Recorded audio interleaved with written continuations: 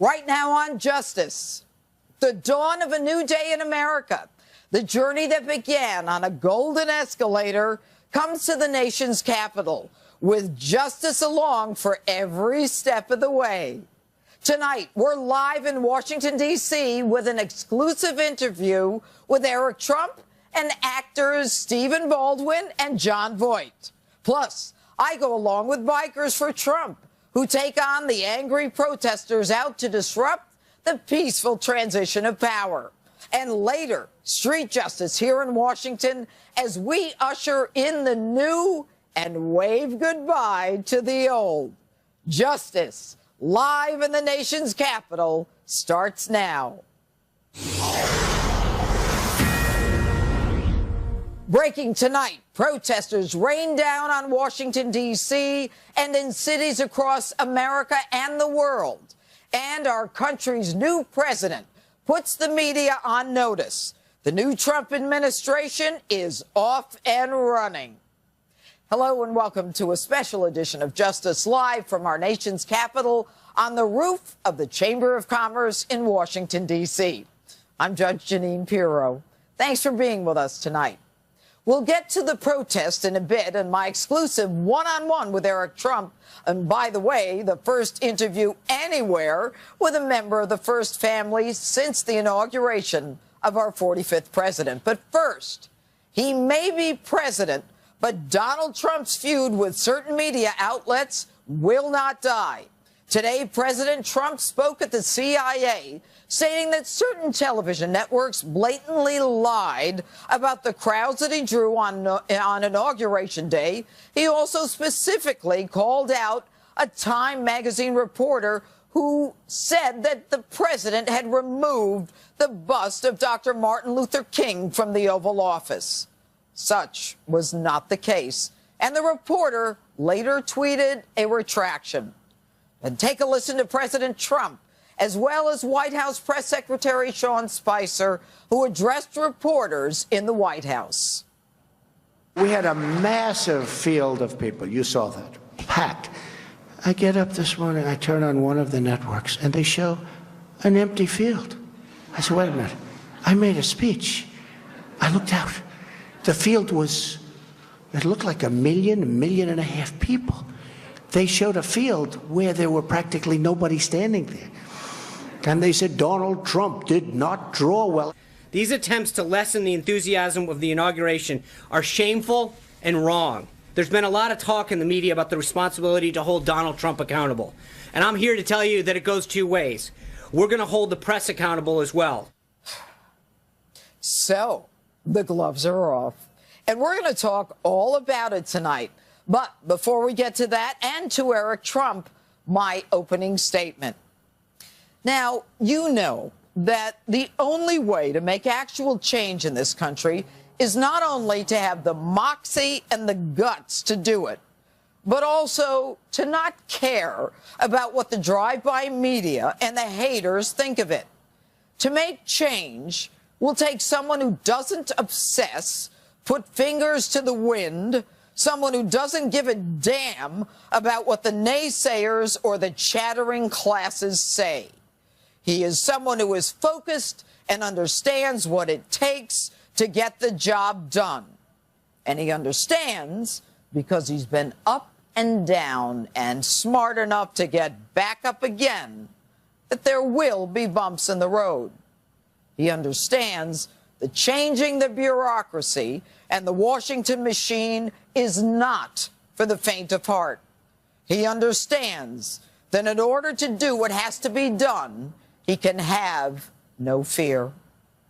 Because Donald Trump has been fearless in his campaign to become commander-in-chief, and because he fought outside all the political boxes, because he was willing to go into a den of lions with only one thing in mind, winning, and indeed came out winning, Donald Trump will be the biggest change agent in the history of the United States. His speech yesterday reflected the man that America elected. It was straightforward, direct, by all accounts, Donald J. Trump. but some saw it as dark and militaristic and un-American. Rachel Maddow, for one, said, quote, "The crime, the drugs, the American carnage, the despair, the decay. You can't imagine the outgoing president giving a speech like that." This president also repeating that our guiding principle in America will be America first. America first. That's not what he said. This is exactly what the president had to say.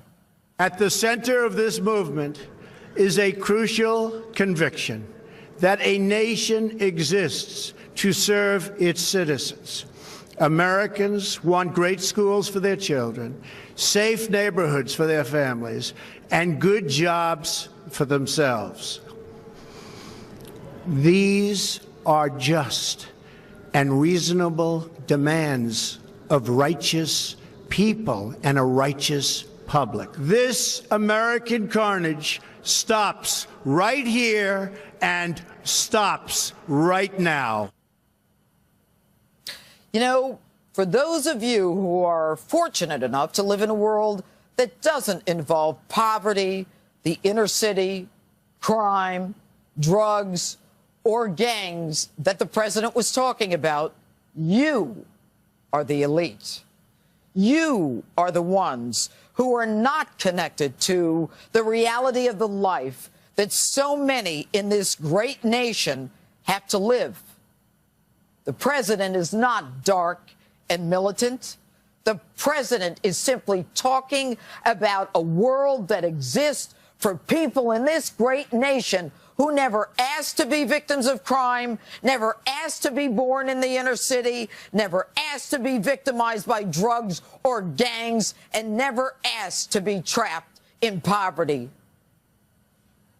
Thank God there is a man who is strong enough to admit to our faults and our weaknesses and is willing to take them on, shine a light on them, show them to all of us so that we together can make a difference for all of us, and yes, even the weakest among us. And that's my open. Tell me what you think on my Facebook page or Twitter, hashtag Judge Jeanine. And earlier this evening in Washington, I had the opportunity to speak to one of the first family's most prominent members, the president's son, Eric. He joined me for a revealing and exclusive interview about his father's first day as president of the United States. Here's Eric Trump. We're about 24 hours from your dad being sworn in as president of the United States of America. When did it become real for you? Probably when we got to Arlington National Cemetery. It was an incredible sight. You know, he lay a wreath at the Tomb of the Unknown Soldier, and it is truly one of the most beautiful places in the world. You're sitting there, and just the tranquility. You're sitting there overlooking all of Washington, and I think it was that moment that it hit me that this is really real. And you know, he's now the commander-in-chief of the United States, and he has unbelievable responsibility on him, and it was really a surreal moment. Did you see something different in your dad? I mean, did you see that for him, was there a moment when he kind of went, I'm not Donald Trump anymore. I'm now the president of the strongest nation in the world? Well, the power of that property is incredible. They call it hallowed ground for a reason. I mean, people have been laid, our bravest men and women have been laid to rest there for years and years and years. And you know, it really represents the best of America. And when you're sitting there, it's, again, so tranquil, and you're looking over all these tombstones, and it's a heavy burden that he has, and it's a heavy burden that every commander-in-chief has, and I think that very much sank in. I mean, it's more than running the biggest company in the world. I mean, you really have incredible moral responsibility, and he fully understands that. He fully understands that. And he's fully capable. He is. He's going to do an unbelievable job. He's going to do an unbelievable job. He's already started working. I mean, on day one, he was in the Oval Office working. Well, how long have you known him, right? I mean, that's who the man is. He's a worker. And he spent all day today working. He's over at Langley at CIA today. He signed already some very big orders. Mattis has already been approved. And those are some very, very big things. But my father's a worker, and he's going to get to work. And there's so many things that he's passionate about. I mean, his passion was the reason that he did this. Well, his passion is, I believe, what sold him to the American people. No question. And but let's talk about yesterday, for that moment, that very proud moment when your family walked out. And when you walked out and looked out at all of the people out there waiting for your dad to be sworn in as President of the United States, what did you see and what did you think? And did you feel anything looking at your siblings, at Ivanka and Donnie Jr. and Tiffany? And what was it like? Well, you know, afterward, I saw a video of myself, and I was mouthing, "This is unbelievable. This is unbelievable." I mean, you look out at a sea of millions of people, but it honestly hit before that when you walk down the hallway out of the Capitol, right, down the stairs, and you pass the honor guard, and these are men and women in uniform, and they're at attention, and you're walking through almost a sea of them lined up on the way down those stairs. It was so powerful. And then you come out this door, and it's just massive. I mean, it's massive. You see the Washington Monument, you know, a mile or two down, and all there is a sea of people. And it's a sight, you know, that's a 60-second period of time from this time you start that walk to the time you get to your seat. That's a sight that I will never forget as long as I live. It was truly an unbelievable moment. And as you walked, I mean, all of us were looking at you and looking, you know, at your sister and looking at your dad. Do you think that everyone else felt that same awe and that sense of responsibility? And was there elation, or was there a somber moment? What was it? It has to be somber. Yeah. It has to be somber. Yeah. I mean, it's incredible. You sit up there with the chief justices of the Supreme Court. You sit up there with so many senators and congressmen, and I mean, it's just unbelievable. It's unbelievable, that sight. And you know, you're sitting so high, and you have the Capitol building, and you have the military bands, and they're playing, and the way it's orchestrated, and you'd hear the reverberation of the sound of the speeches as it went down the mall, because the distance is so great that you would say something, but it would take several seconds before you heard it get to the end of the mall. I mean, that's how big this event is, and there's really nothing like it anywhere in the world, and it was so elegantly done, and my father hit it out of the park. His speech was amazing. So many presidents have come in with a part of the country opposed to the way they are and what they think and what they stand for. What is your dad going to do as he fights to bring America together, just as he said yesterday in his speech? What does he have to do, you think, to bring this country together? Well, he's always been a unifier. I've always known him to be an amazing unifier. And there's no question that this country is divided. And it's no question that this country has, quite frankly, been divided for a very, very long time. And I think you're really seeing it more so than ever right now. People want jobs back. They want security back. People don't want ISIS running around this country. They don't want bombs going off at marathons. They don't want our nightclubs getting shot up. You know, people want great education. They want jobs. They want manufacturing. They want a great quality of life. They want great health care. Right? That's what we all want. I mean, regardless of what side of the political aisle you're on, we're all Americans. We all bleed the same color of blood. We're all patriots. We all love this country. People want the same thing: security, fiscal responsibility, education, a great family environment, security. I mean, just so many things. It's all the same. And he'll deliver that. He will deliver that. And by the way, he has a better ability to deliver that than I think any president before him. And he's going to do an unbelievable job. You just watch. He's going to do a great job. The fact that the American people elected him as an outsider, not just someone who never ran for office, but never worked in government, I think already says that the American people believe. But I want to get, before we finish, I want to get to something kind of fun. What's it like in the White House? It's incredible, honestly. Is it? I think I pictured something. Have you ever been in the White House before? So I lived in Washington, D.C. I went to Georgetown University, and well, you didn't hang out at the White House, did you? Of course I did. But I passed. You did or did not? Of course I did not. But I passed it a million times, and I expected it to be. I think it's bigger than I expected it to be.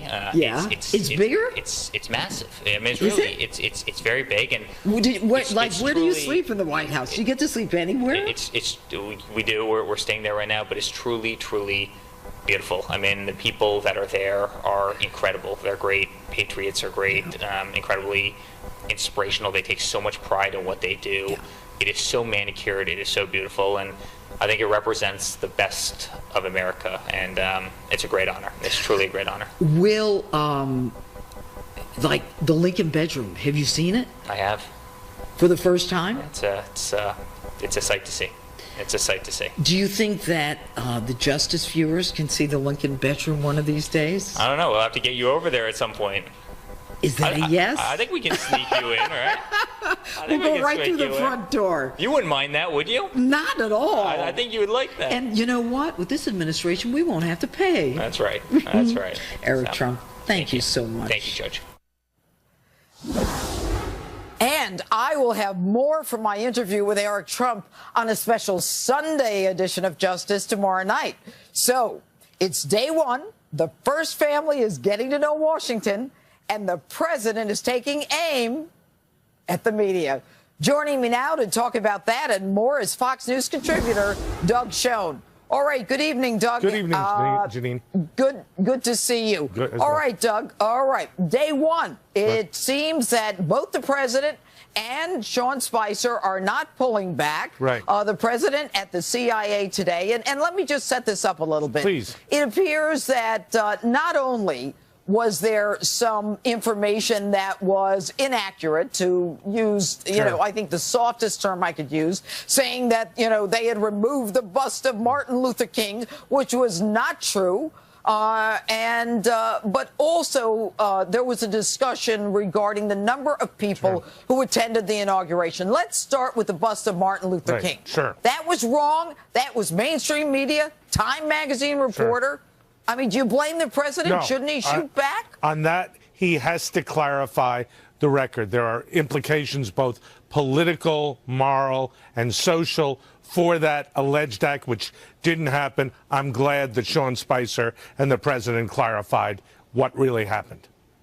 Okay, so they were wrong, president right. No doubt about it. Let's move no on. doubt. Okay, good. Number two. Now, all of this discussion about the fact that, or the allegation that the number of people who showed up for Donald Trump's inauguration was nothing like the number of people who showed up for Barack Obama's. The complaint that the administration has right now is that, number one, that's not accurate. Number two, that when Obama was inaugurated, they didn't need tickets. There weren't fences. There wasn't security. Right. And these pictures were taken at different times, earlier, from a different angle. And so, you know, all of the media already starting with the president. Can you blame him for pushing back, and Sean Spicer? I can't blame him for doing that, but I think he needs to pick his punches. This is not the way. Why? Because he has to bring the country together again, as Eric Trump said, and to take them on over crowd size, which is a transitory and, frankly, I think trivial issue, was a mistake. Clarifying the record is one thing. Starting to fight about crowd size, a very different thing. I would worry about unity and leading, not crowd size. So what's the difference between clarifying the record and fighting about it? They clarified the record. They said you're wrong. They said that they pointed out all of the differences on why the press was inaccurate. I would tell you, Sean, you want to call it fighting? I'll call it clarifying. Call it what you will. I heard what Sean Spicer said. If I was working in the White House, as I did for 6 years, I would have told him, tone it down. Don't make a big fight out of it. Clarify, go on, and let's talk about the issues.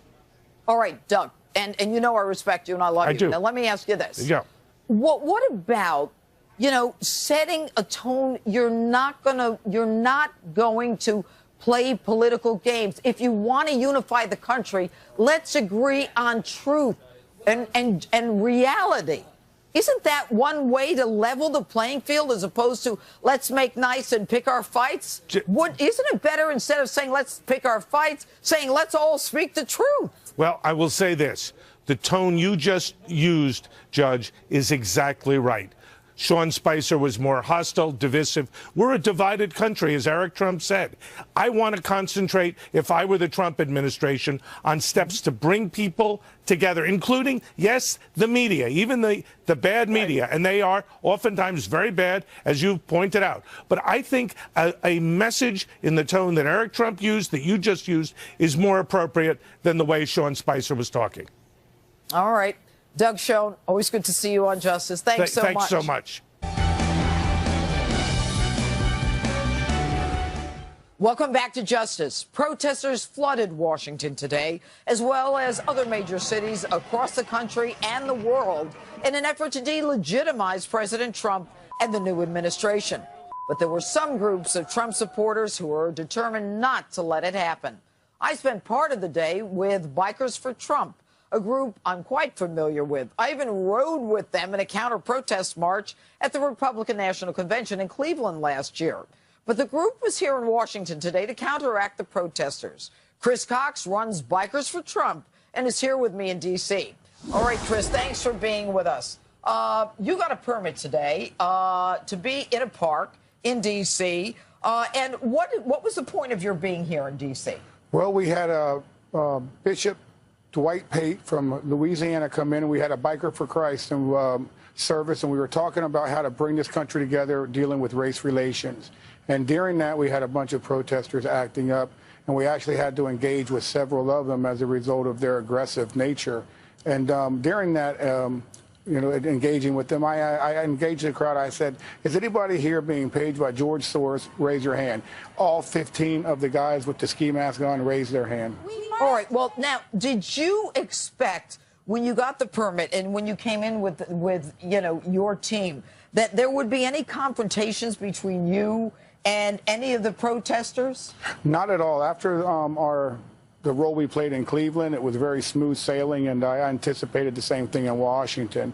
But to my dismay, we had a lot of activity there. We actually engaged over 5 different protesters, and they definitely came out on the short end of the stick, Judge. Okay. Well, did anybody get arrested here? No. After these engagements, one guy had his earring knocked right out of his nose after spitting and throwing a middle finger in a biker's face, and the police talked to him, and later he was said, okay, thank you, sir. But have you ever seen protesters like this before? They can't, no, and I would even ask him, well, what are you protesting about? I say, ma'am, what rights do you not have? You're talking about the women's protests today. The women's that were protesting. I say, what rights do you not have? Because Bikers for Trump will help you get those rights. Explain to us what it is that you don't have. They couldn't explain to me anything. They said that they were trying to protect rights that they might lose. And so, and another thing, what about the right of parental guidance? Okay, they had young children out there that were walking around with these women, and there were signs that were saying F Trump.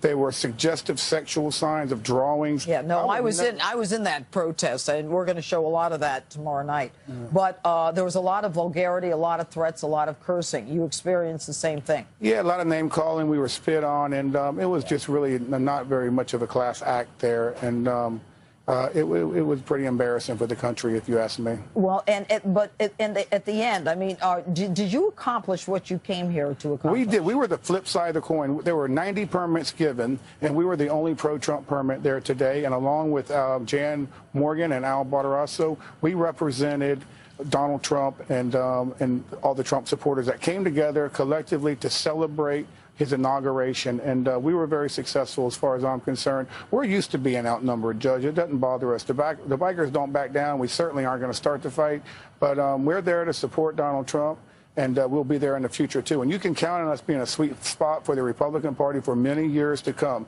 We are up to 250,000 members, and by another 3 months, we'll have 500,000 members, and we are a political phenomenon as a result of Donald Trump himself being a political phenomenon. Well, you know what's interesting? I wonder how the parties will change and whether or not it is even they will even be the same as we go forward. But anyway, Chris Cox and the bikers, I'm sure that Donald Trump and his family thanks you for all the work that you've done. Thanks for being with us. All right. Thank you. All right. And actor Jon Voight is on deck, plus street justice from along the inaugural parade route. And next, our first political panel of the new administration, and it's a great one. Go Back Chair David Avella, Democratic strategist Marianne Marsh, fired up, ready to go at it with me. Justice rolls on in a moment. Don't move. We have a new president. We have protesters in the street. But some things never change. We have a great political panel here to talk about the new regime. David Avella is the chairman of GOPAC and a Republican strategist. He's here with me in Washington. And from Boston, we're joined by principal at the Dewey Square Group and Democratic strategist Marianne Marsh. Thank you both for being with me here tonight. All right, hey, so Judge. Here we are, new administration. So let's talk about the fact that, we've got the president. He's already done some work. I'll start with you, Marianne. He started to repeal parts of Obamacare. What say you about that? Well, obviously, I'm opposed to that, but I think what you're going to see from Donald Trump, you already saw at the end of this week, the beginning of next week, a flurry of executive orders to try to stop everything Barack Obama's done on health care, on immigration, oil and gas measures, a whole host of other things. And that's not a surprise given how he campaigned. What is surprising to me is one executive order he's already done, which would stop the Federal Home Administration's insurance premium cut that had been on the books that would actually affect 40,000 people from actually having the opportunity to buy a home. That, to me, is not only surprising because it hurts the very people who voted for Trump. How do you get down in the weeds this early on something like that, which you never heard about during the campaign? Wasn't that a change that Barack Obama did, and it wasn't the concern a destabilization of mortgages, David? I believe that is correct. But what you've seen in these last 48 hours is two things. One, he is very much going to focus on, as Marianne correctly said, undoing what has happened over the last 8 years, which is exactly why he got elected. And he is going to focus on economic things. When you see things like Obamacare, when you see him putting a freeze on all new federal regulations have to be reviewed by someone in his administration. You saw also the security side of what he's going to do. He went out to the CIA today. He signed the waiver to get Mattis immediately in as Secretary of Defense after the Senate confirmed him. He's going to do what he said he was going to do, which is economic and personal security. Amazing. A president who says what he means, it means what he says. But let me also add one other thing that he's done. In the last 2 days, we've had people protest freely and openly in this country. And no one's First Amendment got hurt. No one's going to get scapegoated. No one had anything said they couldn't protest. In fact, actually, Judge, the only thing that's people got taken away was their Second Amendment by people who came here to D.C. because gun laws didn't allow them to bring a gun in. Marianne, let me ask you something. I was in the middle of those protests, and I don't know whether we'll show it tonight or tomorrow night. But one of the things, and Chris Cox, interestingly, the guest who was here a little earlier, said the same thing that I heard, and that was, well, they haven't really lost anything, but they're worried about losing something. It's almost as though, there's nothing in particular we want, but we just want to make sure we don't lose anything. Is that your sense of what this was about? This protest? I think it was a broader...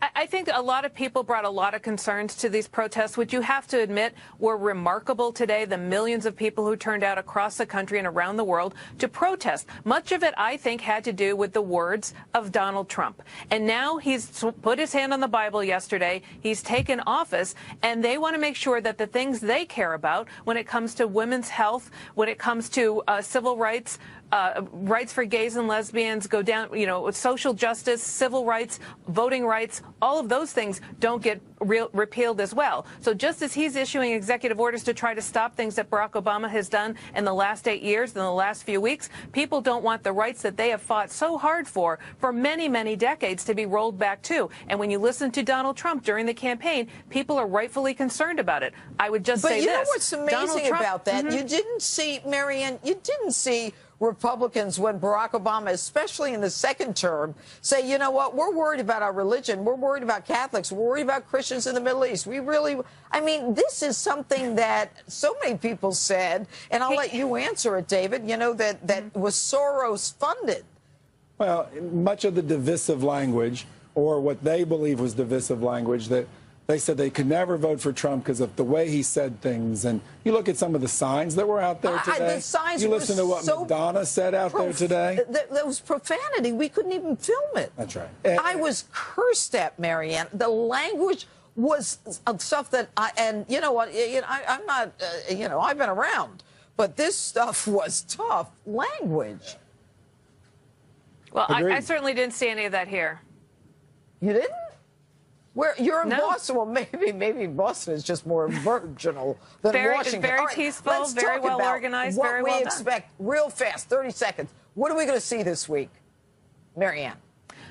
Well, I think you're going to see, again, a flurry of executive orders from Donald Trump. I also think you're going to see maybe a trade deal announcing the fact that Theresa May is coming here and maybe working out a deal with her, and perhaps another foreign policy surprise down the road. All right, the UK. What do you think, David? I think you're going to see some cabinet nominees get confirmed, and I think out of the White House, you're going to continue to see him pushing to his tax reform ideas, his regulation ideas, and I think you'll see him visit the key agencies like State and Treasury and Commerce, all focused on his big message, economic and personal security. All right, Marianne and David, thank you so much for being with us. Thanks, And Judge. next, thank you. Talk about star power. He was Because afraid to talk. judges scare me, I have to tell you. He was afraid to talk to me. But I went one-on-one with Hollywood actor and Donald Trump supporter Jon Voight here in Washington. And later,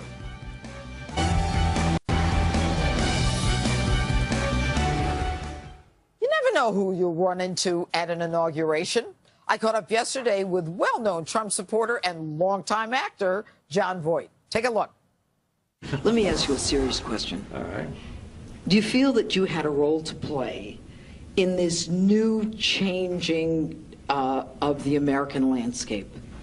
I think many of us, certainly you, and many people had a lot to do with it. But when you look at the landscape of all of America, it's a relatively few people that really made a great difference to to encourage, inspire, keep us all going. I'm very shortly going to go upstairs from this place and introduce Rudy Giuliani. Now, Rudy, I remember in difficult times, of the campaign, when so many people on the other side were reporting tremendous bad numbers from the polls, and all of this. And it seemed like things were going awry. And at those times, it seems like every time that there was a test for me, and of course, you were so positive and so remarkable in your energy. You just have that naturally, but you have this positive, great energy that keeps everybody up. And Rudy does too. And in those moments, I keyed on you guys, and you gave me spirit to go the next mile. So there's a lot of people that really helped each other. And then, as our president says, as our President Trump says, he said, this is a movement. So this was a lot of people all throughout the country. All right, so here we are on the eve of a day that is almost hard to believe is here, but it's here. Yeah. And so what do you wish for in the first 100 days? Well, I have to say that I'm very proud of the way Donald Trump has proceeded from the first moment of his victory in the election right to the present time. I think he's done more, he's worked harder, put in longer hours, and accomplished more than any other president in my memory. And I was born in 1938. Don't tell anybody. And but I've never seen any energy like this in some ways. And he has this metabolism. He sleeps very. I know he sleeps like 3 hours a night. And then I saw him on the campaign, and I would see him at the end of a day in California after he'd made a stop in Wisconsin and a stop in Texas, and then he's up there. And he was as fresh as he was in the early part of the morning, So, so we have this tremendous energy, and I'm very impressed with what he's accomplished, and I'm very impressed with the cabinet he's put together. And I've said it rivals the great cabinets of our country's history, and maybe even the brilliant first cabinet of our founders. These guys are quite special. And last question. Did you experience any pushback in L.A.? Well, of course, you can see all across the country. There's, people on the other side. They're very forceful and sometimes unpleasant. But in what way? That's normal. Listen. But we didn't do that. That's we right. didn't do that. Yes, that's right. I think that's right. I mean, when they try to depict people as in the way they describe them, and then you see the way they responded to things and the way the Republican side responded, we seemed a bit, we seemed to have more grace. Well, and speaking of grace, let me say how much I appreciate your being graceful and talking to us on this moment tonight. You're the greatest. You know what when I saw Jeanine, when I say she's tracked me down, I've seen her at different places, and I've always been very impressed. But I'm going to tell you honestly, and this is honest. Go ahead. Just between us. I'm scared of her. I'm scared of her. I don't know. If I get in and, I don't know what she's going to say to me. I don't know, because judges scare me, I have to tell you.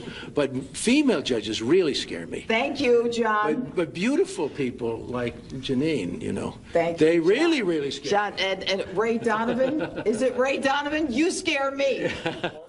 See Ray Donovan?